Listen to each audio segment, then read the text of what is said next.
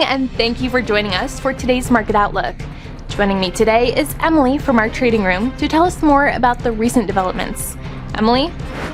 Gold rose to an all-time high, underpinned by a softer dollar and lower Treasury yields, as investors positioned ahead of a pivotal Federal Reserve meeting this week that could set the tone for the rest of the year. US companies should be allowed to report earnings every 6 months instead of on a quarterly basis, President Donald Trump said, in what would be a major shift for corporate America if regulators take up his call. The S&P 500 and the Nasdaq hit intraday record highs as Wall Street awaits the Fed's crucial policy meeting, while Tesla shares climbed. The EV maker jumped 4.3% after regulatory filings revealed Musk had acquired nearly $1 billion worth of Tesla's stock.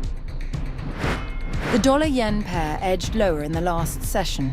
The ROC is giving a positive signal. The Bitcoin-dollar pair traded sideways in the last session. The stochastic indicator is giving a positive signal. Gold prices skyrocketed in the last session. The stochastic indicator is giving a positive signal. Crude oil prices skyrocketed in the last session. The CCI is giving a positive signal. The economic calendar for the upcoming days promises to be busy and full of crucial updates. From high to moderate importance, these data points will play a role in influencing trading sentiment and guiding market forecasts. Traders and investors should remain vigilant as these data points approach.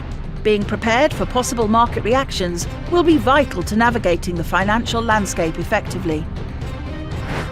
We hope that you've enjoyed our Tuesday's financial report.